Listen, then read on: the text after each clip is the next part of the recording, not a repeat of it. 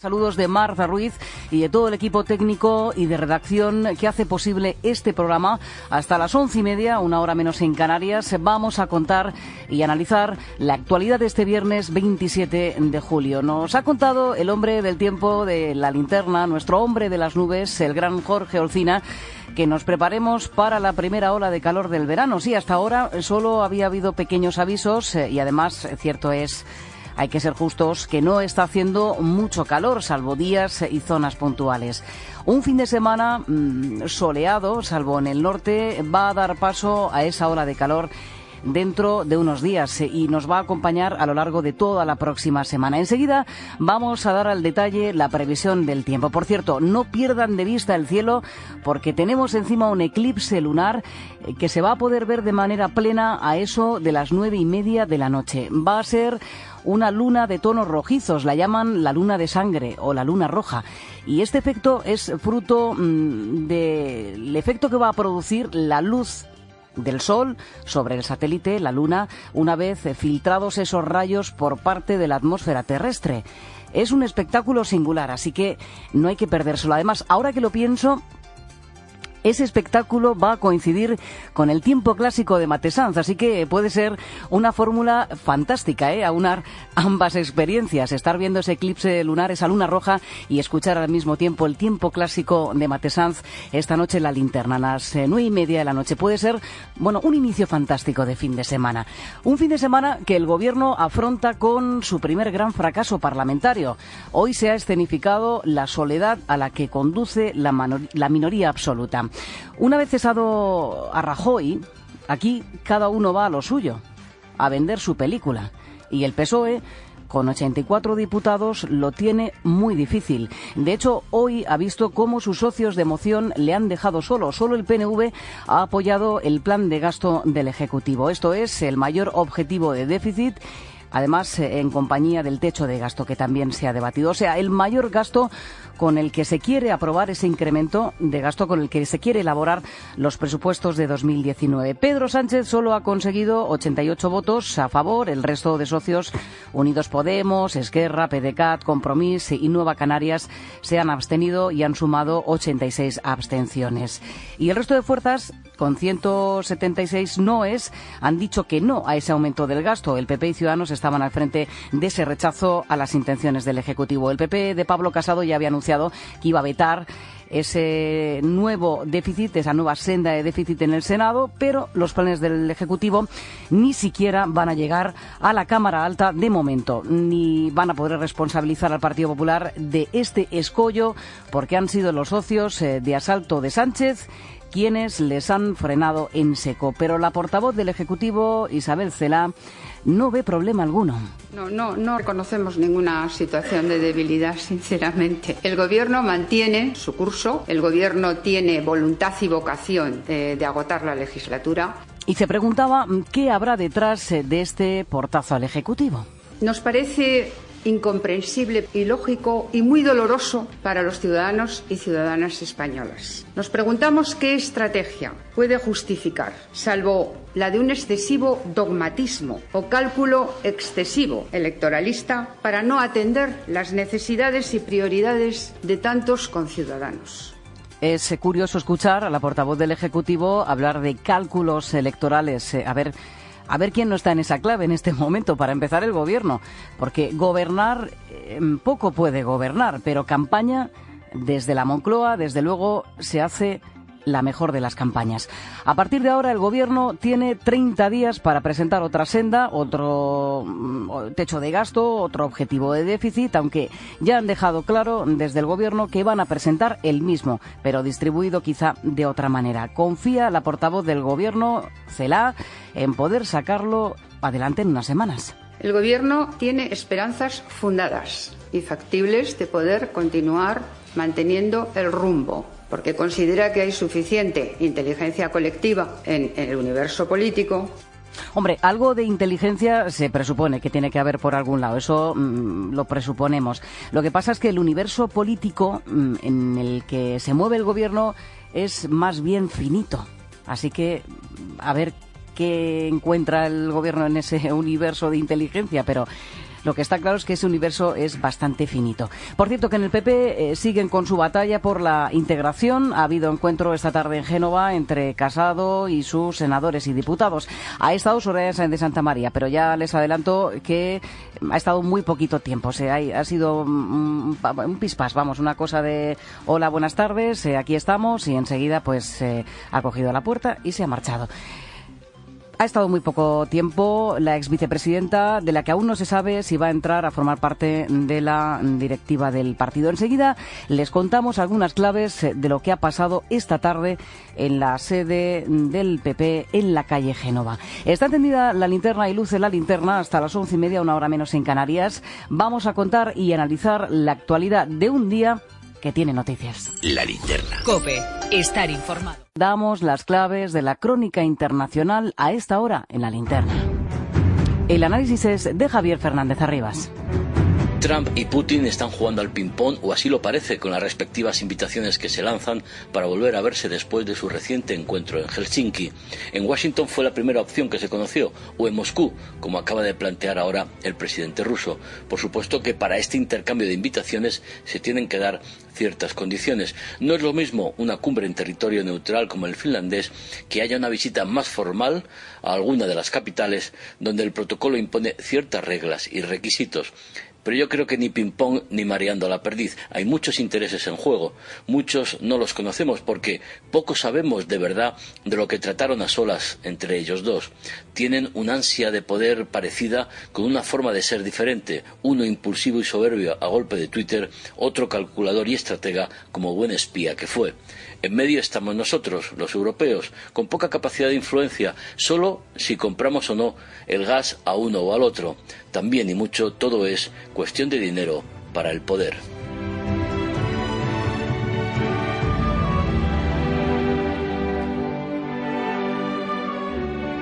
La linterna. COPE. Estar informado.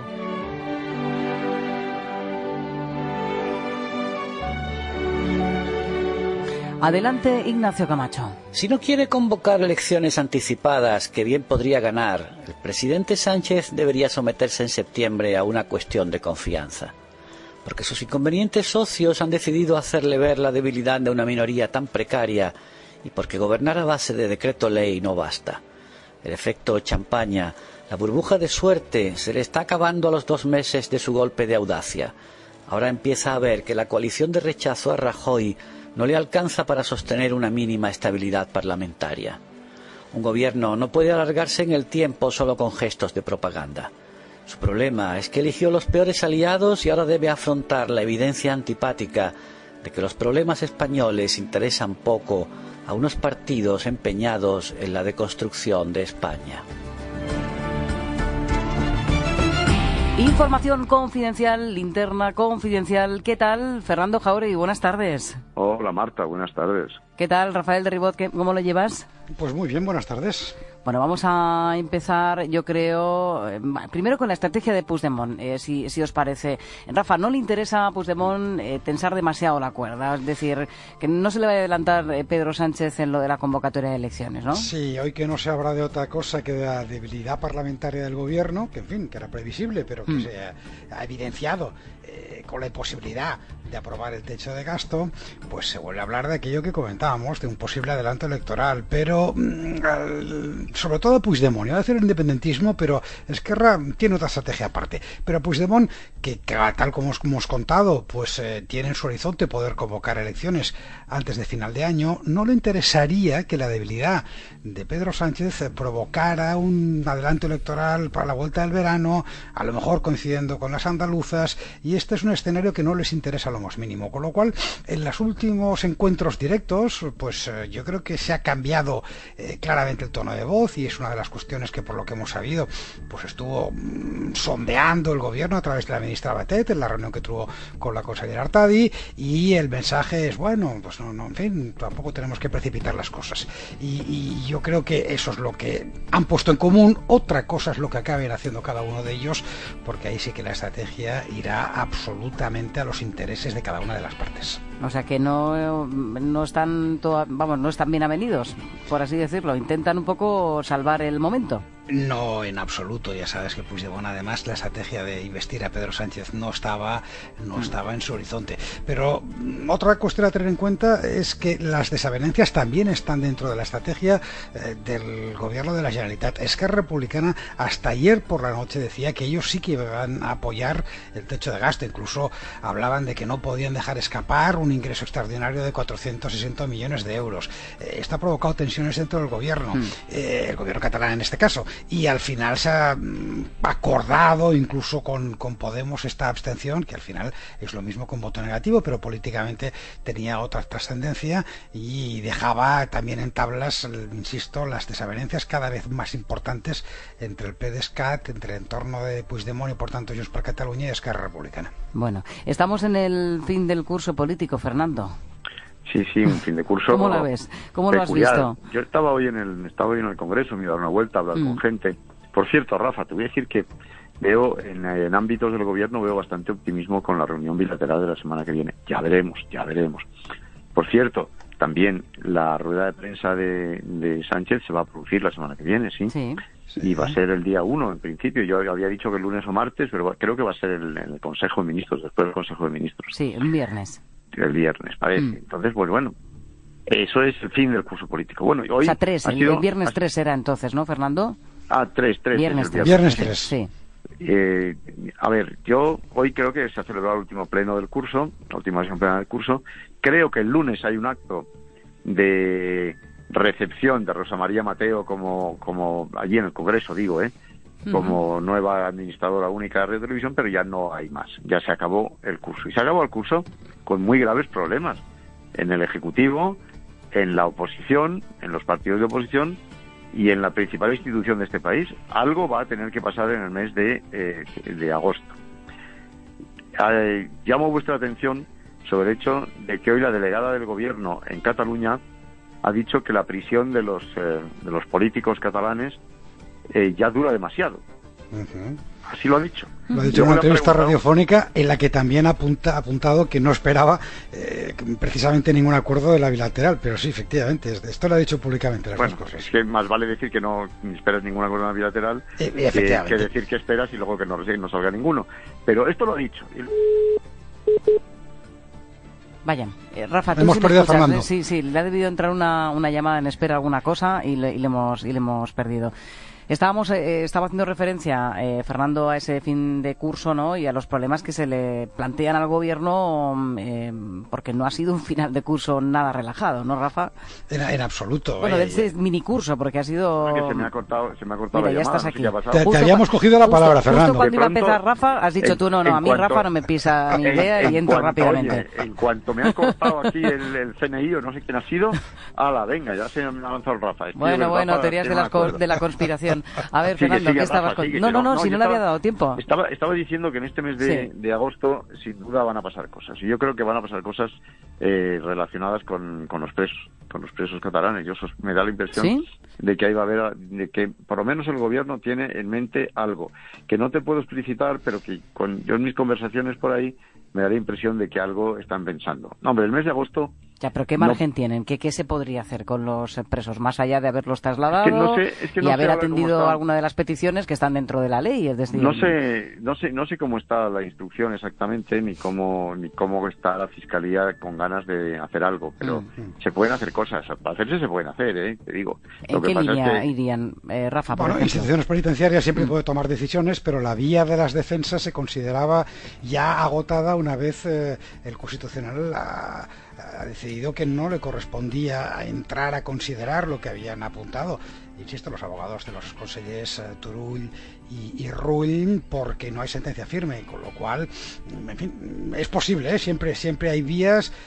La Fiscalía tiene vías, ahora otra cosa es que quiera ejercitarlas. Yo lo único que digo es que la delegada del gobierno en Cataluña, que no es persona inexperta en esto de la política, como sabemos muy bien los tres que estamos aquí hablando, cuando dice que la prisión de los presos catalanes está durando ya mucho, es excesiva, bueno, esto quiere decir algo, no tengáis la menor duda de que quiere decir algo. En fin, solamente apunto que estamos ante un fin de curso verdaderamente tormentoso, que ya digo que afecta incluso a la más alta institución del Estado, y esta tormenta de alguna manera en algo tiene que desembocar.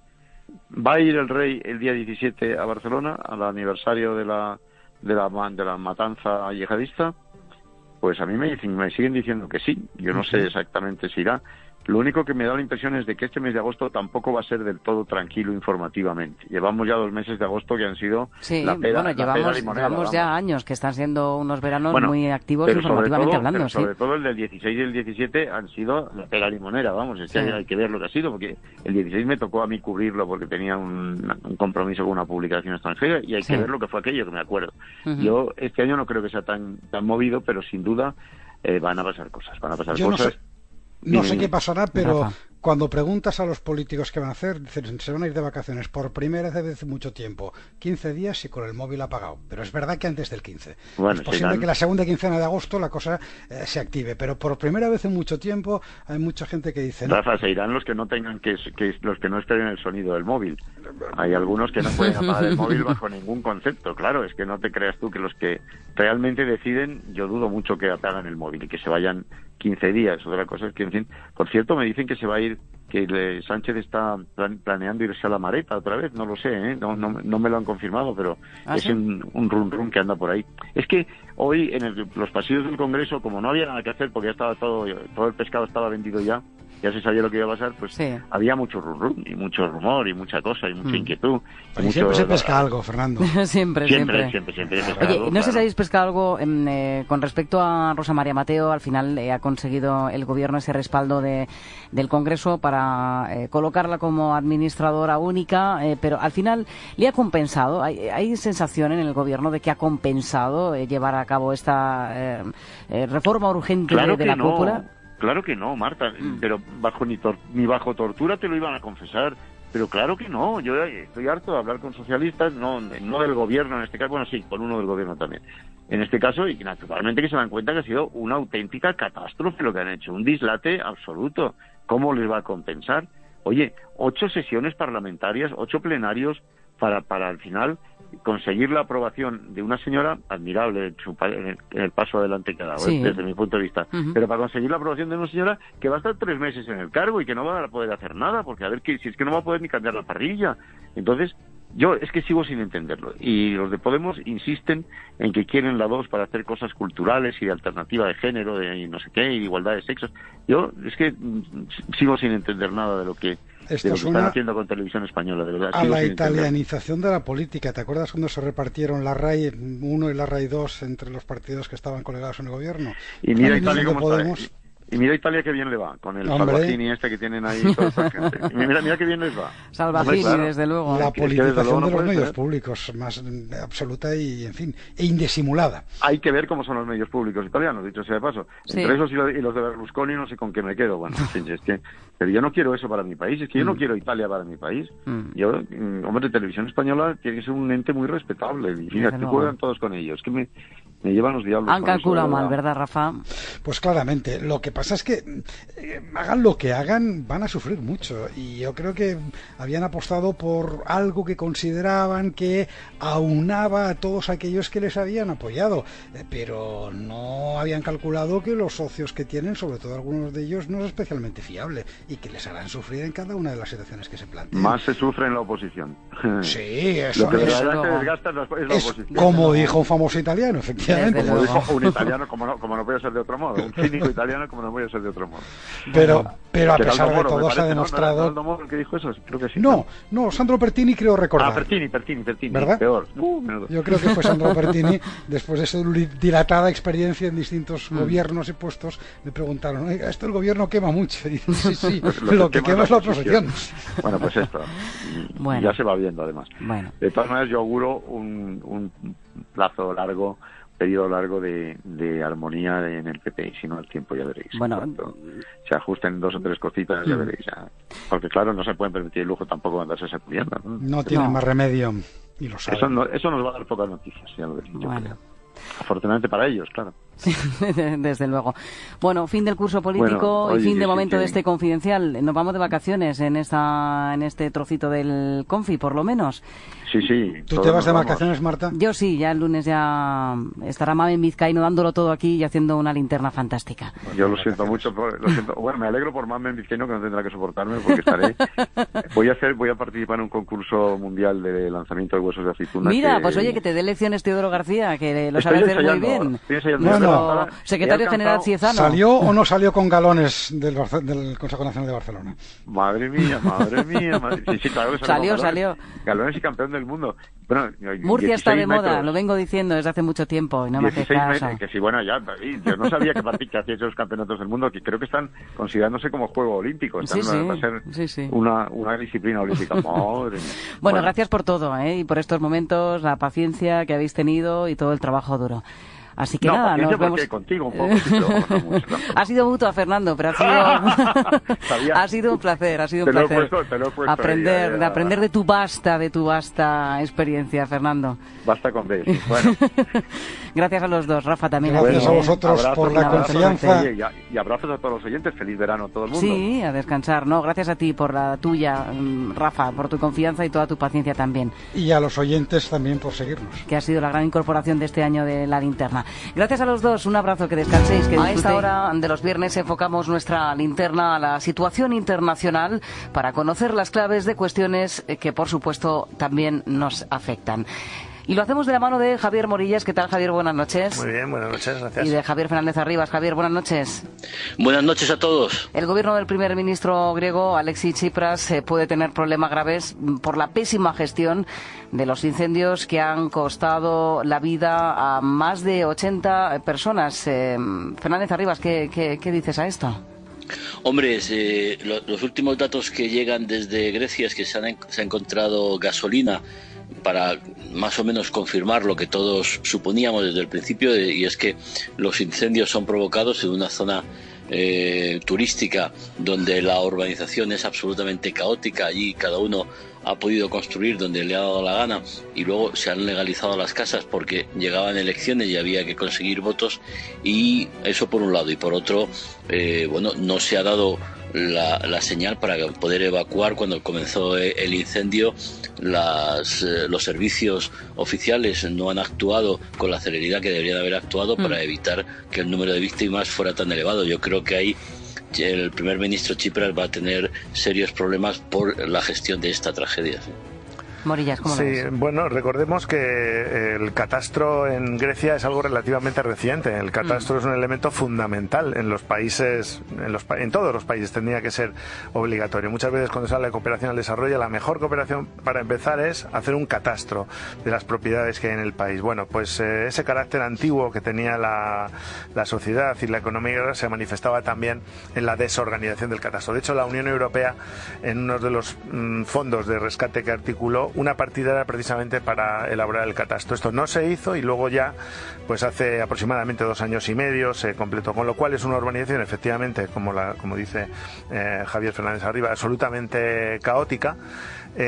Y eso, unido a los intereses que pueda haber de carácter inmobiliario, siempre se hace referencia a eso, y el ministro aquí pues lo que tiene es una excusa, y es que la reducción de los dispositivos como consecuencia de la necesidad de contener el gasto público en Grecia, pues que eso ha mermado la capacidad de los bomberos y de las fuerzas del Estado para contener ese incendio, ¿no? De todas formas, lo que ocurre es que tenemos que prepararnos para este tipo de incendios que estamos viendo cada vez son más macroincendios, no tanto mini incendios, sino macroincendios, como vimos que ha ocurrido en Portugal y como ocurrió en Galicia, y como este año vemos que está ocurriendo en Grecia, ¿no?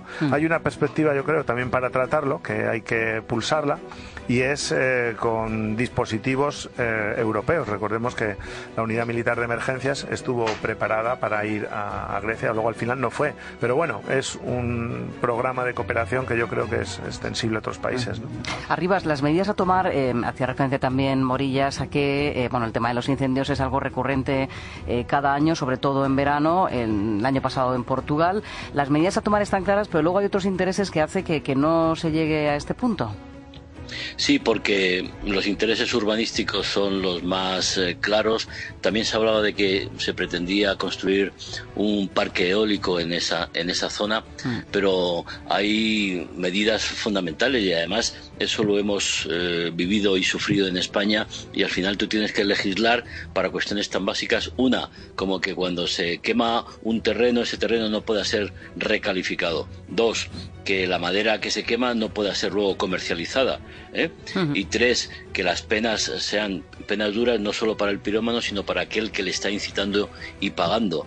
Y bueno, y luego el tema de los recursos. El año pasado, de 4.127 bomberos, casi más de 2.000 no renovaron el contrato, con lo cual, si tú no tienes esos recursos, pues estás bastante limitado en tu capacidad de acción. Y luego hay ahora mismo una serie de recursos tecnológicos que, vamos a ver, esto no es un gasto. O sea, cuando están en juego vidas humanas es una inversión, porque tú lo que estás es haciendo una labor de prevención fundamental. Siempre se dice que los incendios se apagan en invierno, ¿no?, para limpiar todo aquel matorral que luego sirve de pasto de las llamas. Si tú no tienes una política, que es lo que ocurre en Grecia, porque si es que todos los veranos nos hemos encontrado con incendios en los alrededores de Atenas, lo que ocurre que en esta ocasión no se ha dado la voz de aviso, luego había vientos muy fuertes y con dirección cambiante y se ha producido la tragedia, pero esto debería incluso estar regulado por la Unión Europea. Creo que los países deberían estar obligados a ello. Bueno, falta regulación de la Unión Europea en este asunto, en el tema de los incendios, y también con la presión migratoria. Lo estamos viendo además esta semana en el caso de la frontera sur de la Unión Europea, a través de España, con la llegada masiva de inmigrantes a las costas andaluzas, sobre todo en Ceuta, esa presión migratoria que están sufriendo en las últimas horas. Sí, yo creo que siempre se dice lo mismo con respecto a esto, ¿no? Que la Unión Europea, que es un problema del conjunto de los países de la Unión Europea, pero al final siempre es el problema del país que tiene frontera con el que tiene un nivel de desarrollo más bajo, porque dos países se atraen, dos centros de gravedad económicos, en función de ese diferencial de renta. Y sabemos que el que tiene España con respecto a Marruecos, ya no decimos con respecto al continente africano, pues es de los más grandes del mundo, por no decir el más grande. Hay que quitar otro, que sería el de Yemen y Arabia Saudí, que es una diferencia de renta tremenda. Por tanto, nosotros estamos acostumbrados a esto, porque esto ocurrió en el siglo VIII, ocurrió en el siglo XI, en el XII, en el XVIII, en el XIX.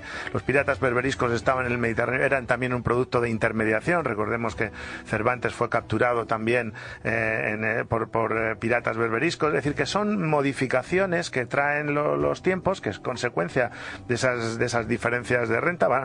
Se producen tendencias que son normales de migración, y lo que hay que hacer es llevar la cooperación y las medidas que han hecho eficientes, que han creado sociedades de bienestar en nuestros países, ese tipo de medidas llevarlas a estos países. Yo creo que muchas veces el buenismo con que se intenta tratar estas cuestiones pues es lo que hace más mal que bien. Yo he hecho un cálculo, si me permite, Javier, un momento. Las mafias, ¿qué es lo que hacen cuando lanzan sus pateras? Siempre meten una mujer embarazada, algún bebé, menores. Yo hice el cálculo con el Aquarius y me salen exactamente 1,7% de mujeres embarazadas, porque efectivamente había 8 entre 613 me parece que eran, y luego también menores, que sale un porcentaje igual, 2, y pico de menores. ¿Por qué? Porque si esta mujer está embarazada, ya tienen el pretexto para ir más rápido a costa, que le lleven más rápido atención, y es el momento en que otras mafias, normalmente de magrebíes, pues meten sus lanchas. Cuando están ocupadas las de la Guardia Civil o las de la Protección Marítima, normalmente con sus saharianos, que se considera una carga menor, aunque hayan pagado grandes cantidades, es cuando los otros aprovechan para cruzar, ¿no? Por tanto, yo creo que hay que establecer esos acuerdos de cooperación en origen, pero muy claramente. Ya se está hablando demasiado de esto y quizá no haciendo. Claro, los países de la Unión Europea ya cortan por lo sano. Ya una mayoría de países ya no son solo los de Visegrado o Chequia o Hungría o Polonia, sino el conjunto de países del este, y ahora se ha sumado Italia, rechazan de plano el admitir a estas personas, porque efectivamente ya generan un efecto llamada, ¿no? Arribas. Yo esta semana he estado participando en el Congreso Internacional sobre Oriente Medio, el WOCMESC, que ha organizado la Fundación Tres Culturas en Sevilla, y uno de los temas fundamentales era la inmigración, ¿no?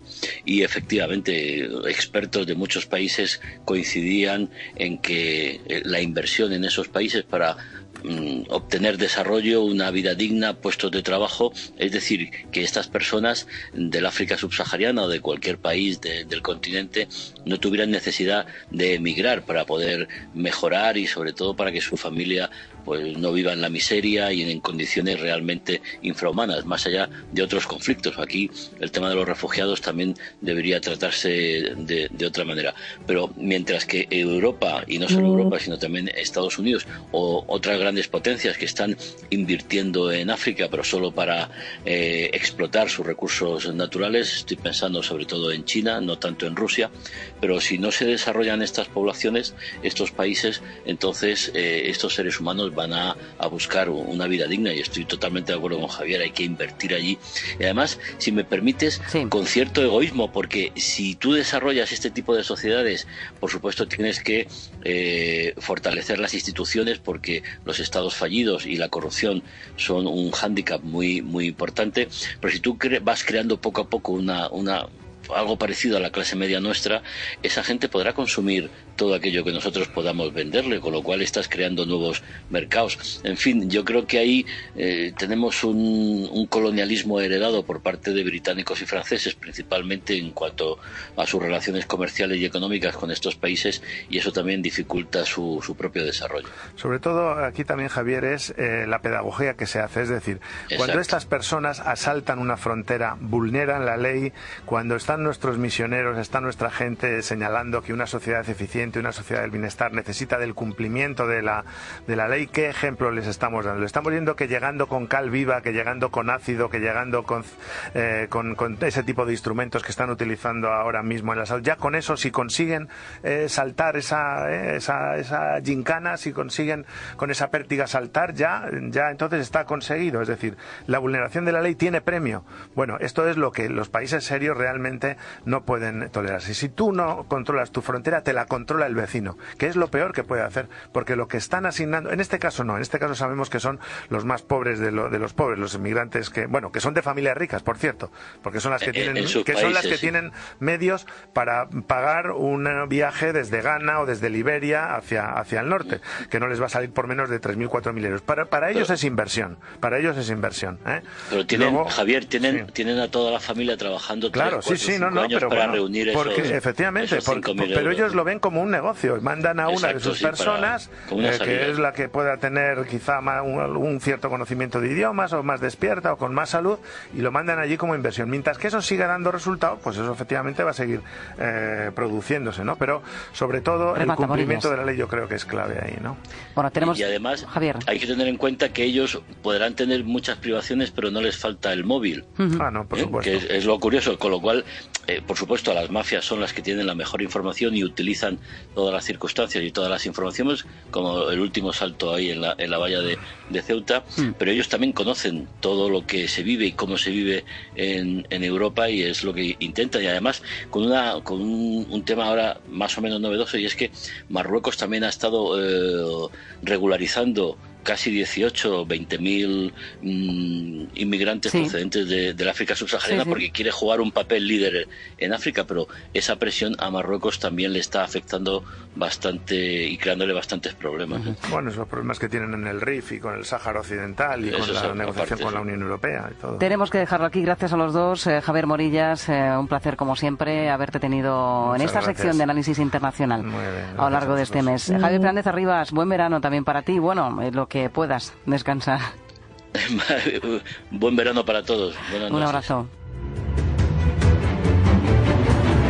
Reunión del equipo económico de La Linterna de este viernes 27 de julio, que vamos a pasar en compañía de Pedro Fraile. ¿Qué tal, Pedro? Buenas noches. Buenas noches, encantado de estar aquí. Fernando Méndez Ibisate, ¿cómo lo llevas? Pues muy bien, es un honor también compartir con todos vosotros el último viernes del mes de julio. Sí, el último sí, ya. Señor. Enseguida va a estar con nosotros también Domènec Biosca, experto en turismo, que si tenéis pensado alguna escapadita, pues oye, os puedo orientar también. Antes, Joaquín Bizmanos, vamos a recordar qué ha pasado en la economía. Lo principal, Marta, es ese ese eclipse que ha tenido ya el plan de gasto del gobierno, la nueva senda de déficit ni siquiera ha pasado el examen del Congreso. Su presidenta Ana Pastor va a conocer el resultado a eso de las 3 menos 25 de la tarde. Sí, 88. No, 172 más un voto emitido telemáticamente. Abstenciones, 81 más 5 votos emitidos telemáticamente. En consecuencia, quedan rechazados los objetivos de estabilidad presupuestaria y de deuda pública para el conjunto de las administraciones públicas y de cada uno de sus subsectores para el periodo 2019-2021. Al anunciado no del Partido Popular y de Ciudadanos se han sumado los que se han abstenido, liderados por Podemos. Los nacionalistas catalanes solo han dicho sí 88 diputados, los del PSOE y los del PNV. Acaba de hablar en Lisboa el presidente del gobierno, Pedro Sánchez. Yo entiendo que la oposición tiene que buscar elementos para desgastar al gobierno. Eso entra dentro del juego político, dentro del juego parlamentario.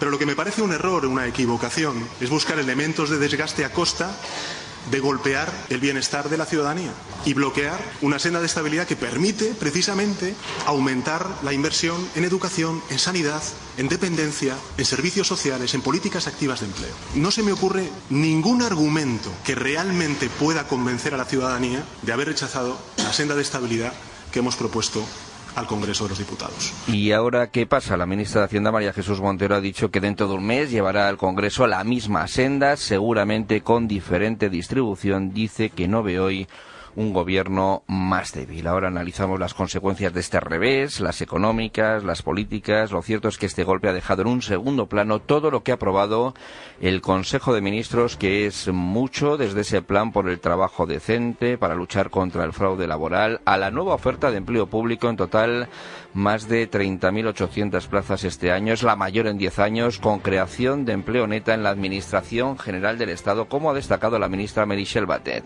La mayor creación de empleo neto desde ese momento, ya que se crean un total de 1.909 plazas nuevas, lo que supone un 58% más que la oferta del año pasado, que fue la primera en crear empleo desde 2009.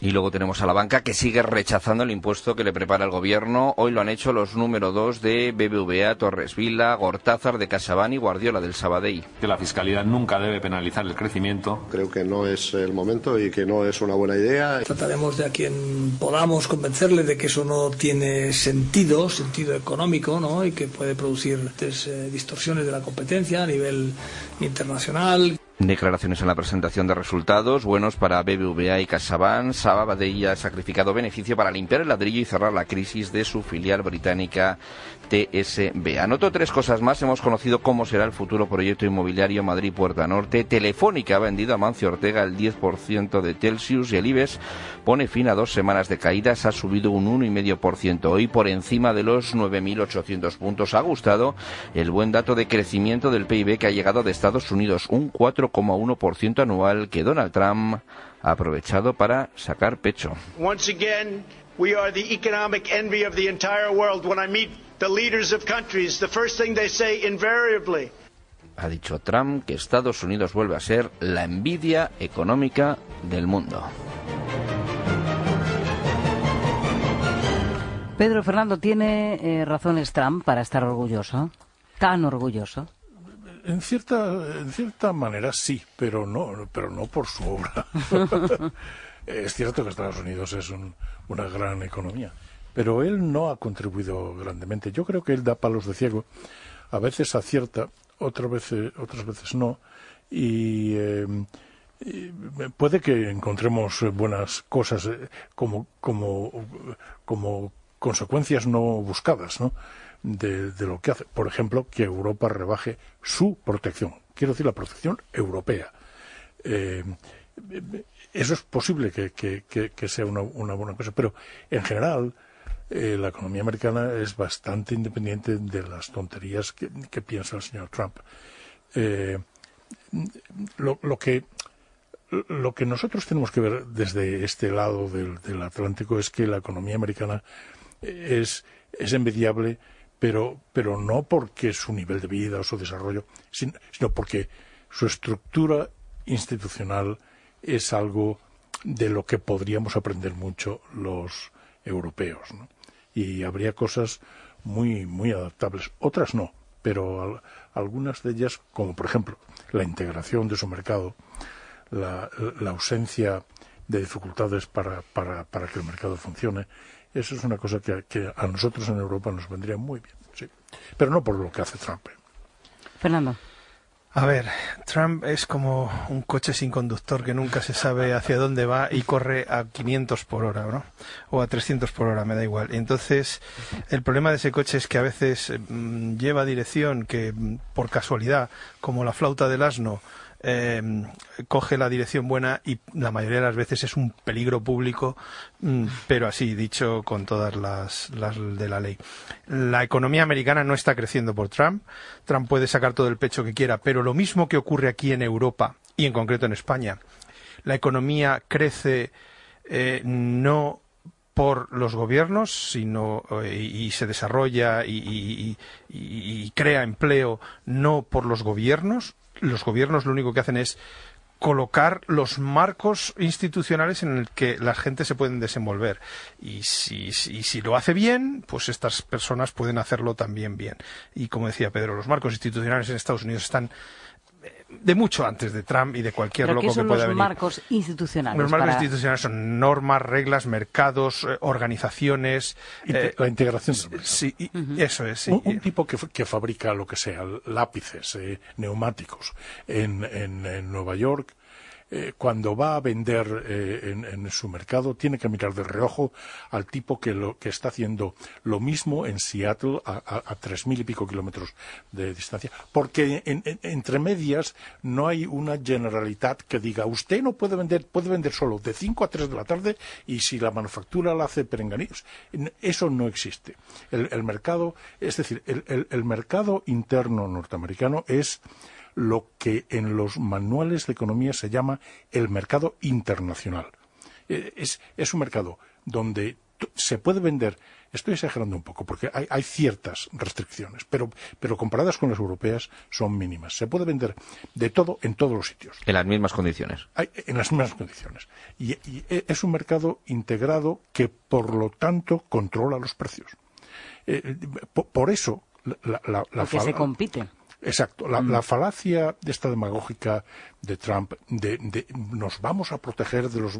Estados Unidos no necesita protección. Es decir, el mercado interno norteamericano es tan enorme. Piénsese, por ejemplo, que California es la 5ª economía mundial. California tiene una economía más grande que la alemana. Texas, con 30 millones de habitantes, tiene un PIB que es el doble del español.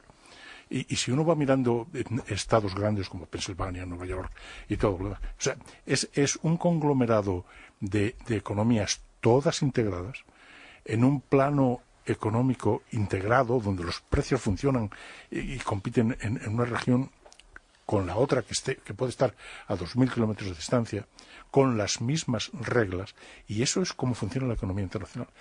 De ahí es de donde se derivan las ventajas de la economía nacional e internacional. Con las mismas reglas y sobre todo con unas reglas muy eficientes, porque la facilidad que hay para instalarse o cambiar de lugar de trabajo, de proyecto de vida, etcétera, o para crear un comercio, si yo quiero poner un comercio y tal, la facilidad que existe, el que no hay 20.000 normas y simplemente te presentas en el ayuntamiento, rellenas posiblemente un documentito por $25, bueno, no sé ahora cuánto será, pero y ya está, ya puedes abrir tu comercio, no te están mirando, pero ¿cuántos lúmenes hay aquí? Y las salidas de aire, no sé cuántos, y no hay nada de eso. El propio señor que quiere establecer su comercio, su industria o su empresa, o su pequeñita empresa tal, ya coloca él parkings y luz y tal para que el cliente se sienta a gusto, porque sabe que si no se puede ir. Esto es lo que falta aquí. Pero fíjate, abundando en lo que decía de que Trump una de las posibles cosas que puede hacer Trump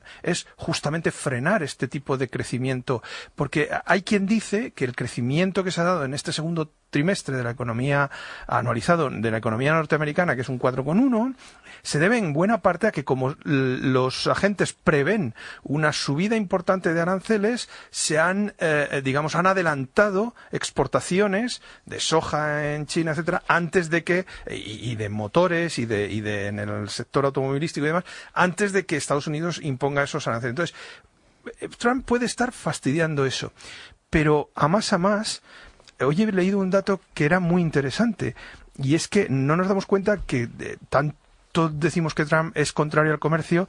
He leído que Barack Obama, durante los años que estuvo en la Casa Blanca, aprobó más de 600 normas para proteger el comercio interior y elevó el impuesto para el acero laminado en frío un 522%, en tanto que Trump lo ha subido un 25% de momento.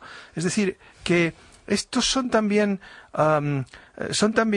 políticas que no solo se deben al presidente actual, sino que vienen siendo desde que ha empezado la crisis y la forma de cómo se intenta resolverla, desde que empezó, vamos. Bueno, pues es así. ¿Es así? Sí. Vamos a mirar a España, vamos a dejar un poco los Estados Unidos y Trump y sus idas y venidas. Porque lo que ha pasado hoy en el Congreso, bueno, el Gobierno ha recibido el primer gran revés, ya se lo veía venir, más o menos, pero hoy se ha constatado, no lo tenía del todo claro, y ha sido en materia económica. El Pleno, Joaquín, ha tumbado el plan de gasto del Gobierno Sánchez. Sí, ha sido un bofetón. La nueva senda de déficit no ha pasado siquiera el examen del Congreso. Se daba por hecho el rechazo del PP, de Ciudadanos, pero es que a esos no se ha sumado la abstención de teóricos socios del Gobierno, de partidos que auparon a Pedro Sánchez a la Moncloa, como Podemos o los nacionalistas catalanes. La ministra de Hacienda, María Jesús Montero, que ha llegado a la Cámara Baja consciente de que iba a perder la votación, se ha dedicado todo el debate a defender el mayor margen como imprescindible para mantener el estado del bienestar, a lanzar continuos reproches a unos y a otros. Que la relajación de la senda no es gratuita, no es un capricho. Es una necesidad de adecuar las cuentas a la realidad. ¿Por qué? Cuando hay una posibilidad de que este país pueda tener 6.000 millones más compatibles con la estabilidad presupuestaria, ¿por qué este Congreso de los Diputados no se lo da? Porque están más preocupados de su ombligo que de la realidad que ocurre fuera de esta Cámara. Yo creo que han sido distintas las excusas, si me permiten esta expresión, que hemos escuchado esta mañana. Pero la realidad es que este país tenía en el día de hoy una oportunidad para empezar los primeros pasos en esa reversión del daño que ha causado la crisis y, sin embargo, las formaciones políticas presentes en esta Cámara han mostrado su rechazo a apoyarla. Es un resumen de la intervención de Montero. Les ha llamado cortoplacistas, les ha acusado de hacer política de trinchera. ¿Qué pasa ahora? Bueno, la Ley de Estabilidad Presupuestaria establece que el Gobierno tiene un mes para presentar una nueva senda de déficit. ¿Cuál? Al término del Pleno, la ministra de Hacienda ha dejado claro que presentará la misma, porque es la pactada con Bruselas. Este Gobierno no va a traer una senda que le quite más recursos a los ciudadanos que la que le proporciona Bruselas. No hay, yo creo que precedente en ningún país europeo que un país teniendo mayor flexibilidad por Bruselas, su Congreso de los Diputados vote en contra. ¿Puede traer más? No, más no, es imposible porque la senda ya se ha pactado. Y entonces, bueno, lo que nos cuentan es que las metas pueden ser las mismas, pero que cambiarían cómo se distribuye el margen, por ejemplo, para dar alguna décima adicional a las comunidades autónomas e intentar contentar así a los nacionalistas catalanes o canarios. Veremos si eso convence a Unidos Podemos, que quiere más gasto. Montoro pide que los partidos recapaciten durante este mes de agosto. Ha asegurado que no va a modificar la Ley de Estabilidad para evitar un futuro veto del Senado. Dice que empieza a trabajar ya desde hoy en los presupuestos generales del Estado del próximo año y recuerda que si hay que volver a los objetivos anteriores será sinónimo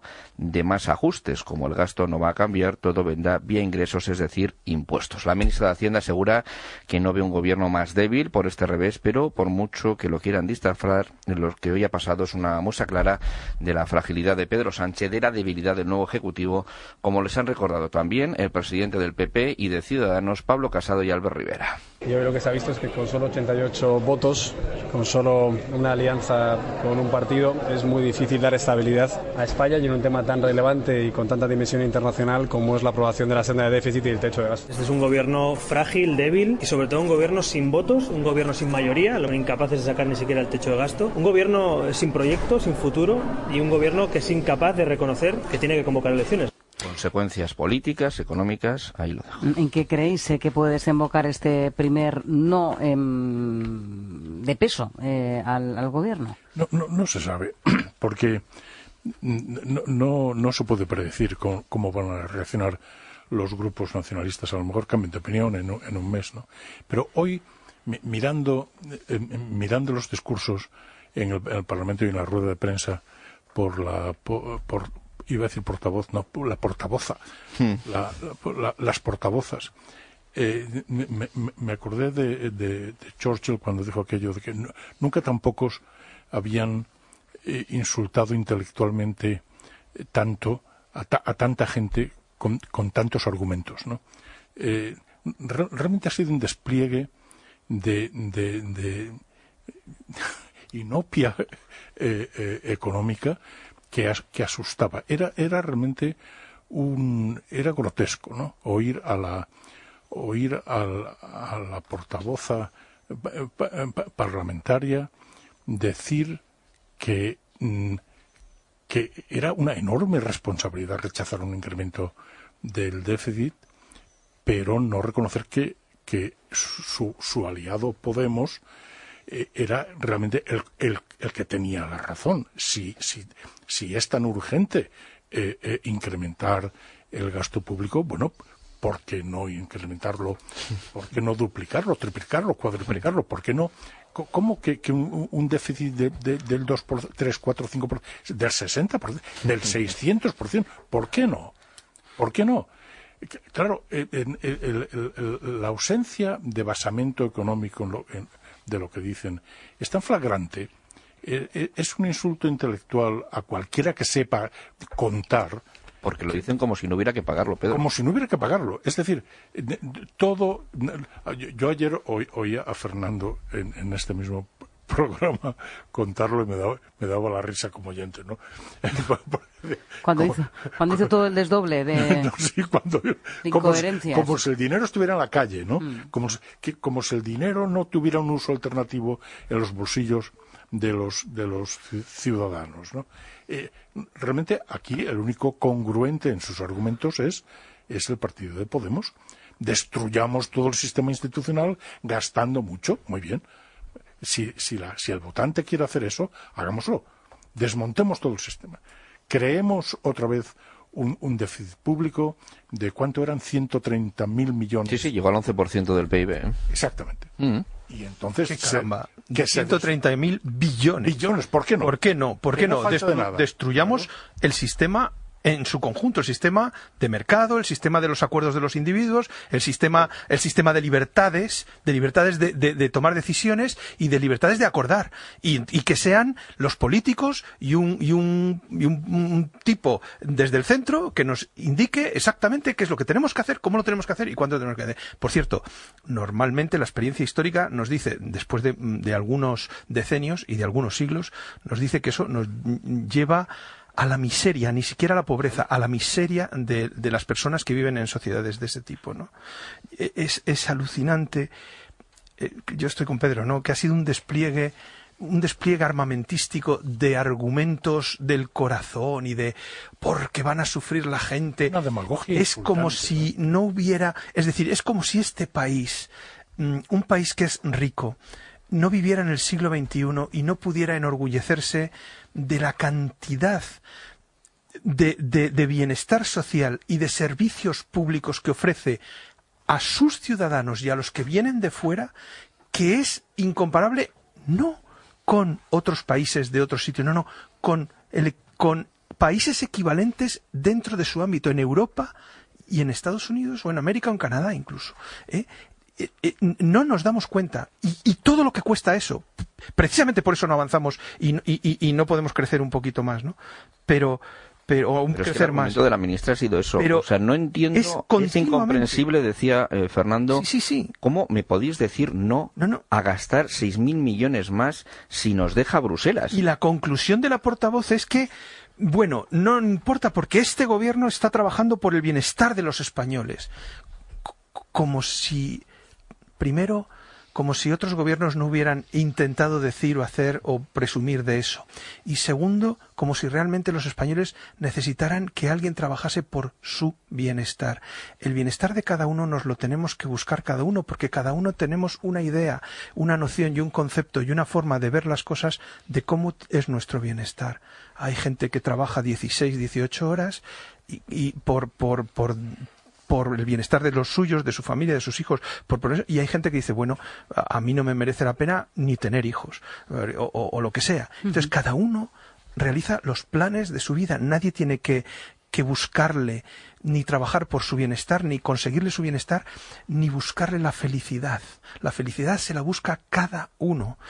Este es el error. Estos son los basamentos ideológicos y los argumentarios que hay que tirar por el suelo de toda esta gente. Primero, es mentira todo lo que nos dicen, y segundo, hay un argumento que es que fundamentalmente las personas dignas y libres son las que aspiran y quieren y procuran el ganarse su vida y sustento por sí mismas, con sus capacidades, con su esfuerzo, con su habilidad, no a costa de disminuir las posibilidades y las capacidades de los demás, porque esto, más gasto público, significa quitarle el dinero a la gente y por tanto quitarle esas posibilidades de ganarse su vida, de aspirar a sus capacidades, a sus habilidades. Y yo entiendo que esto no es justo, lo justo es lo otro, ¿vale? Y lo que hace una sociedad que sea de primera es lo otro, que la gente procure buscarse el sustento y la ganancia, no en lo que me da el sector público, no en lo que me da en el ayuntamiento o la comunidad cuando voy a buscar el subsidio, no, sino en buscarme la vida yo por mí mismo. Yo creo que eso, lo que hace una sociedad de primera y lo que hace justicia es eso, no lo otro. Ellos piensan que no, ¿no? Que hay que...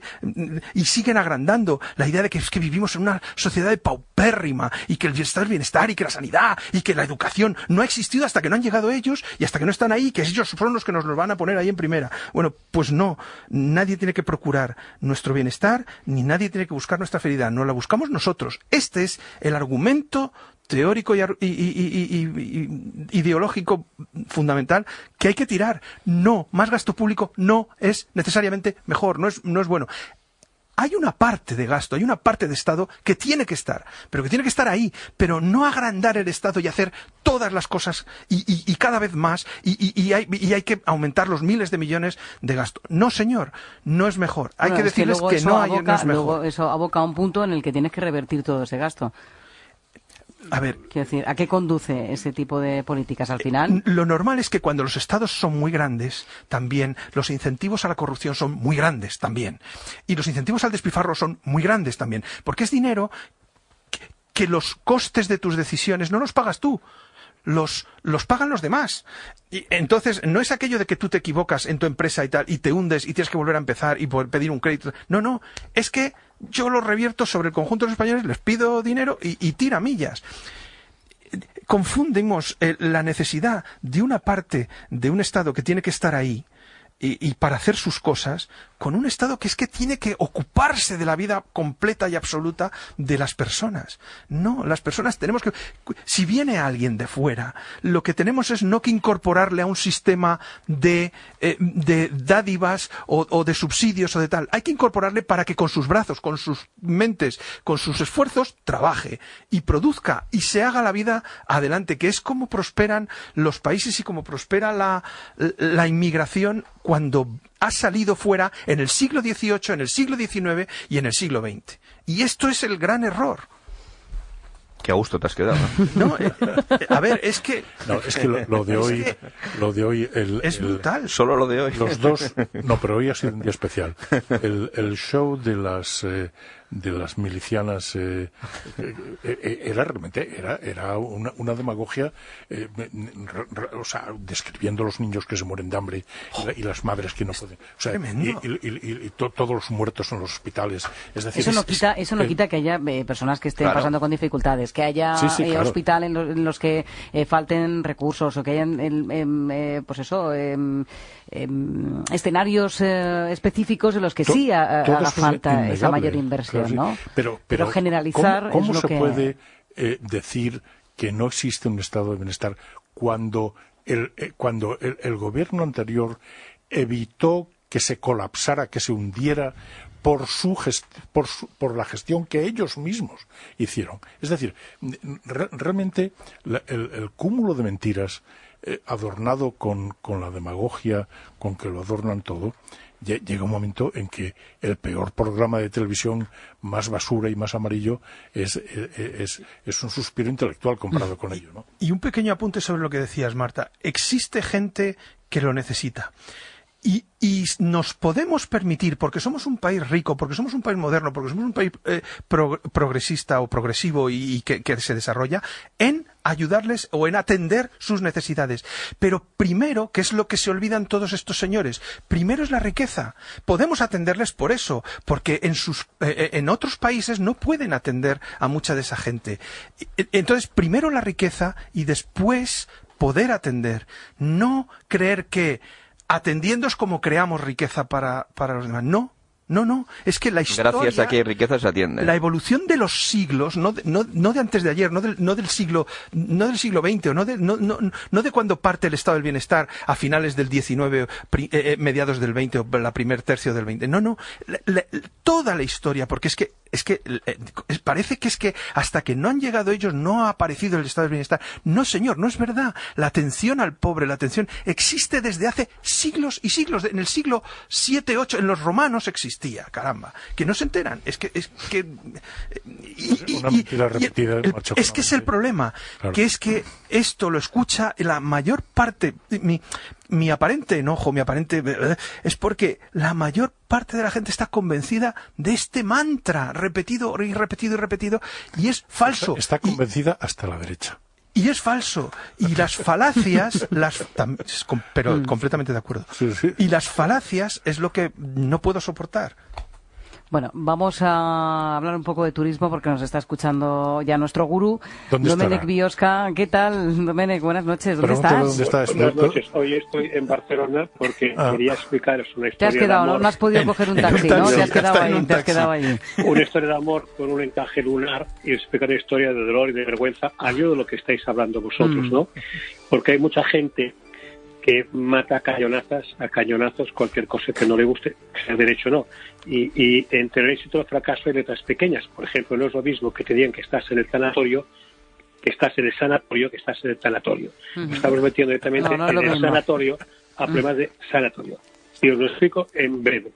Un buen amigo mío que ha estudiado conmigo en Barcelona en los años mozos, catalán, se fue a México, ha hecho mucha pasta, tiene cadenas hoteleras, preside todo lo presidenciable políticamente a nivel, en México, y además lo conozco porque casi cada año va a dar conferencias en cosas que monta él. Me llama y dice, oye, mira, preséntame varias propuestas que quiero que hagan hoteles de lujo en Barcelona.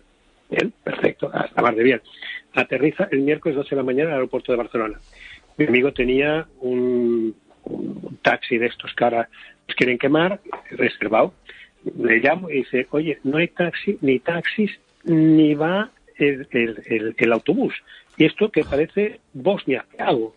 Bueno, total, que alquilo un coche, pues cualquiera cogía un coche por Barcelona, doy la vuelta a Barcelona, lo voy a buscar, me lo llevo al hotel, pero claro, por la puerta del hotel, cuando voy por la Gran Vía, que por cierto, creo que esta noche quieren dormir en la Gran Vía los taxistas. Está bloqueado, sí. Sí. Entonces resulta que por la Gran Vía ya parecía aquello Bosnia. Por cierto, Guardia Urbana que no actuaba, lo he visto yo, no tomo el número, no actuaba, lo veían. En la puerta de los hoteles una guerra y los coches estos habían alquilado unos de protección, les pegaban con la porra, no se podía entrar, di la vuelta, entraron por detrás y nos metimos en el hotel. Los tíos temblaban. Dice, Domènec, ¿dónde nos traes? O sea, queremos que haya hoteles de lujo, queremos que se cree riqueza, lo que estáis diciendo. ¿Dónde nos traes? Bueno, total, que los calmamos, pim pam, al día siguiente comida con los clientes y los clientes dijeron, señores, nos encantan, pero no vamos a invertir. Esto es acabado. Y fijaros que estamos hablando de un sector de lujo que está sufriendo, algunos tienen pérdidas, están despidiendo. Una ciudad como Barcelona. Bueno, total, que hoy por la mañana, como he podido también, los he llevado a la sede de Madrid y me llaman desde Madrid. Dicen, Domènec, aquí está pasando algo parecido también. Digo, Dios mío, ¿pero en qué país estamos? ¿En qué país estamos? ¿Qué está pasando? ¿Qué está pasando? Matamos mozos a cañonazos. Ahora imaginaos esto junto a lo que viene el 1 de octubre, el 11 de septiembre, todo lo que ha pasado. Al final es un vídeo, una película, que la gente dice, bueno, yo voy a ir ahí, porque una cosa es que tengas un atentado como ha pasado, pero otra cosa es que periódicamente estén llevando noticias de gente poderosa, gente que va a influir a otros inversores para que vengan y dirán, ahí no vayas porque mira lo que pasa. Historia de amor o desamor. En fin. Os confieso una cosa. Hoy he llorado. 7 pueblos lloraba. Yo he llorado abrazado a él porque hemos empezado juntos, estudiado juntos, política juntos. Hemos hecho lo que no es para estrategia por Barcelona, lo que no está escrito. Y cuando ves lo que se ha hecho y dónde estamos, Dice, pero qué tsunami mental, ¿qué pasa en la universidad? Que la gente que va, unos aprende con vosotros y otros aprenden lo contrario. ¿Qué está pasando? Bueno, la verdad es que las imágenes que han llegado estos días no han sido nada. No, y esta misma tarde incluso, con coches volcados de Uber que veíamos hace un momento en imágenes. Hoy mismo bloqueando el centro de Madrid. También ha habido problemas aquí con el taxi en el aeropuerto de Adolfo Suárez Madrid-Barajas. Bueno. Yo he visto romper un cristal y tirar una ventana adentro. Es que no te quedas acongojado, por decir otra cosa. Sí, no parece la imagen de un país como España. Bueno, Domènech, buenas noticias también. ¿Qué tipos de viajes se están disparando? A ver. Pues mira, hasta hace un año los grandes mayoristas, amigos vuestros y míos, que con grandes páginas de publicidad estaban anunciando, se levantó de grandes catálogos, vendían un 70%. Ahora me confiesan que hay 3 tipos de clientes, están hurtando los clientes. Ellos siguen siendo los líderes en lo que es la venta de lujo y de cruceros, que por cierto, este año ha aumentado un 30%. ¿Los cruceros? Sí, los cruceros y largo recorrido. Cuando hay pasta la gente va a premiarse, por si acaso vienen los tontos otra vez. Luego, el segundo, estuve comiendo en Madrid con Rafael Gallego, que es el presidente de la Asociación de Agentes de Viajes, que eran pisadas y denostadas. Bueno, pues este momento se ha convertido en el punto de confianza de proximidad. ¿Cuántos miles de pueblos y ciudades pequeñas hay en España donde no llegan los mayoristas de proximidad? Han aumentado un 15% las ventas. La ventaja es que cuando compras en un gran mayorista, te lo financian a coste cero. En el agente de viaje tienes que pagar, pero lo tienes delante. Otro tercero, que me toca, el gran culpable soy yo, que es la batalla a cliente directo. Los hoteles no pueden depender de tantos canales porque al final la venta puede costar un 50%. Y significa el micromarketing, la venta, la postventa, personalización, que la gente vaya por objetivos. Y eso también restando. O sea, restamos por un lado, estamos por otro. Y luego, ¿qué queda? Las ventanas de reservas. Ahí es donde van los jóvenes tecnológicos, ya no van a agencias. Directamente lo hacen desde el móvil. Sin olvidar que hay tour operadores, que no dirán nombres, que dominan el mercado alemán con sus aviones y otro el mercado inglés. Quiere decir que al final lo que hacían los mayoristas se lo llevan grandes tour operadores, los jóvenes van por su aire, las agencias fidelizan y los mayoristas se están quedando y renovando para estos grandes eventos que estamos haciendo. Vale. Y por cierto, y acabo, una denuncia. Prensa nacional, faldones grandes, gran oferta, Palma de Mallorca, hotel, 3 semanas o una semana tanto. Ni el tipo de hotel, ni el nombre, ni el lugar. Falta información, claro. Esa oferta está incompleta. No te digo quién soy, ni te digo nada. Eso es desesperación. Eso es imposible. Eso es imposible de comprar. Domènech Biosca, nuestro gurú del turismo. Gracias como siempre. Buen fin de semana. Ánimo. Y mira por la ventana que tienes el eclipse, te lo vas a perder. Ahora mismo. Un abrazo. Un abrazo. Un abrazo, Domènech. La prensa económica de mañana, Joaquín. Sí, con el eclipse, el otro, el de Sánchez, el que ha sufrido hoy en el Congreso. Veo, por ejemplo, en expansión, el Congreso rechaza el techo de gasto del Gobierno, apoyado solo por el PNV y el PSOE. También se hace eco 5 días. Sánchez choca con Podemos por el objetivo de déficit de 2019. Hay también referencias a la oferta pública de empleo, destacada en las páginas de economía de ABC, en El Economista, oferta electoral, dice este diario, de 30.800 empleos y sin presupuestos. También en El Economista veo mañana una entrevista con José Luis Ábalos, con el ministro de Fomento. Dice que entiende las quejas, pero que se pondrá un impuesto a la banca. Pues nada, es lo que hay. Claro, es que lo del techo de gasto, que no es lo que hay que votar, ni se vota y tal, eso lo van a mantener, con lo cual el gasto va a aumentar. El techo de gasto lo mantiene. Y nos contarán que es que entonces la única alternativa es subir impuestos. No. Esto es lo que decía Montoro también. Montoro, el de Hacienda del anterior gobierno. Siempre hay alternativas. Y la principal es bajar el gasto. Claro, pero siempre piensan en ellos, en el rédito electoral y en lo que viene por delante. Se están comprando unas elecciones. Sí, señor. Gracias a los dos, Pedro Fraile y Fernando Méndez Ibisate. Buen fin de semana. Buen verano, si empezáis a pillar ya algún día suelto por ahí, que lo disfrutéis. Muy bien, ha sido un placer. Joaquín Bismanos. Hasta luego. Hasta la próxima.